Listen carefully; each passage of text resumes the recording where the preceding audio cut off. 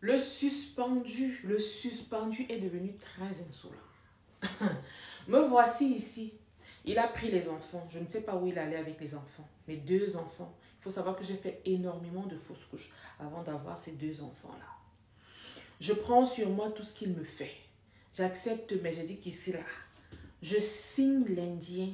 La maison, c'est là. La catepla, n'a go mouf mi foya. Vous allez seulement me traverser pour prendre la maison ici. Il continue à me menacer, m'insulter.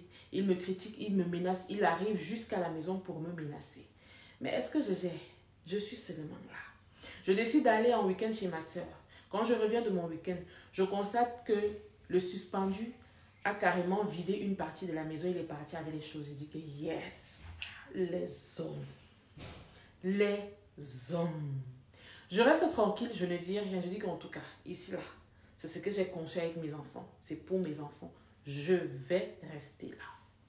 Les problèmes ne font que s'enchaîner. Je ne fais que prendre sur moi. Le suspendu a désormais les véritables contacts. Toutes les portes où je toque, rien n'aboutit. Je comprends que le suspendu a vu ses contacts et ça s'est fait dans le yigi-yigi. Je peux dire quoi? Je peux faire quoi? Je n'ai que mes yeux pour pleurer. J'accepte, mais je continue de me battre. Je me chamaille tout le temps avec la nouvelle femme ou alors l'ancienne femme ou peut-être même celle qui est là depuis, je ne sais pas. En tout cas, elle est là depuis. Peut-être même qu'elle est même là mariée. Peut-être ils sont même mariés légalement. C'est juste que c'est toi qui ne sais pas en fait. Tous les jours, elle m'insulte, elle me demande de sortir de chez elle. Qu'elle est pressée de venir vivre sa vie de couple dans leur maison. La mère, j'ai d'abord où aller. Laisse-moi au moins la maison là, vous avez tout pris, l'argent, tout. Laissez-moi au moins la maison, c'est la moindre des choses. Bref. Dans ça là, il ne me laisse pas tranquille. Il passe son temps à m'insulter, à me critiquer, à voir toutes les personnes que nous avons autour de nous, à parler de moi, à dire à quel point je ne suis pas une personne productive. Ça là, c'est la réalité que beaucoup de femmes vivent que vous ne connaissez pas. Je prends toujours sur moi. Tous les jours, je lui demande, mais où sont passés les enfants? Il décide de ne même pas me répondre en ce qui concerne mes propres enfants. Je n'ai pas le droit de parler. Je prends sur moi. Vous donc, qui passez le temps par rapport à la vidéo que j'ai faite hier, vous passez le temps à dire, parce que j'ai vu en commentaire, et le plus étonnant même, c'est des petites filles. Parce que quand une femme réfléchit avec la tête là, elle ne peut pas faire le genre de commentaire que vous avez fait hier là. Quand quelqu'un a les vrais problèmes, je dis bien les vrais problèmes, même te lever le matin pour peigner ta tête comme ça, tu n'as pas la force. Fais tout le make-up que tu veux de la terre. Tes problèmes vont se voir même à travers le make-up là. Si tu veux, fais les gommages, les soins de toute la terre. Je dis bien, tes problèmes vont se voir à travers ta peau. Parce qu'à un moment, que tu sois en couple ou pas du tout, les problèmes de la vie te fouettent. Au point où toi tu dis, ouais, la vie est dure. Ça là seulement, ce n'est pas facile. Puisque vous pensez que tout est une question de make-up. Le make-up ne peut pas cacher la réalité d'une vie. Dans un moment, il faut arrêter vos conneries et réfléchissez un peu gingembré, en fait. On ne refuse pas. Moi-même, je suis la première à dire aux femmes, prenez soin de vous, mais pour que quelqu'un puisse prendre soin d'elle, il faudrait qu'elle soit bien stable mentalement, psychologiquement et physiquement. Réfléchissez un peu. Bref, je continue de prendre sur moi. Je me bats pour garder la maison en question. Un matin, me voilà, je suis assise chez moi. Je n'ai rien demandé à personne.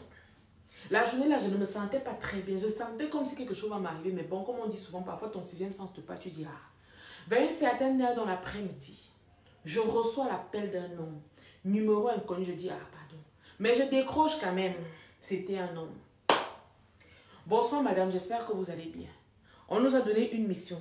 La mission qui nous a été confiée est de mettre fin à vos jours. Votre mari nous a donné la mission ultime. Mais nous, en tant qu'êtres humains, on a pensé à vous. Vous savez, hein, parfois le Dieu que vous priez est un Dieu vivant. Il n'oublie pas ses enfants.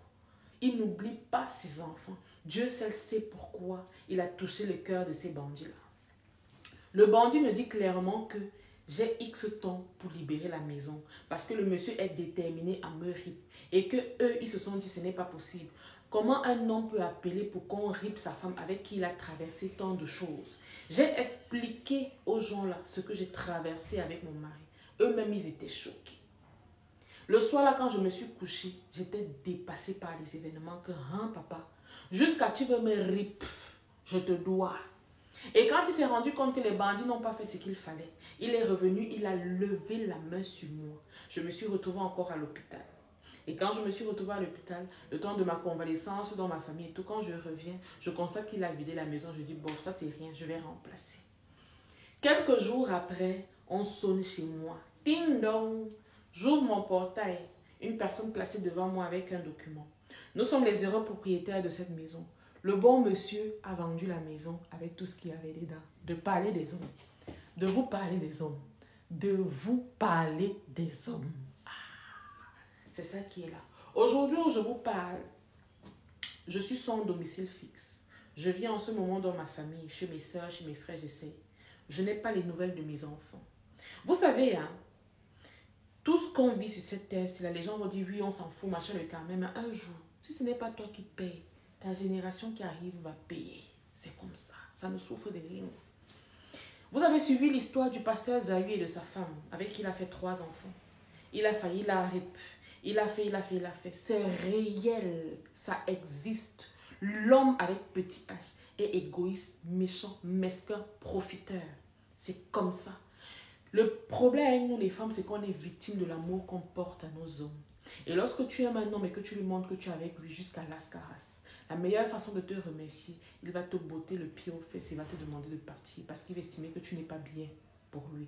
Tu n'es plus à son niveau de femme. C'est la réalité que beaucoup de femmes vivent dans les foyers, que vous refusez d'accepter, vous faites l'hypocrisie, que ça n'existe pas, mais ça existe, c'est réel. Les gars, la chronique est terminée, vous me connaissez. Peut-être que je vais encore réapparaître même dans 2 semaines, bref. En tout cas, j'ai une histoire à vous raconter, mais c'est après, quand j'aurai le temps. Allez, bonne journée.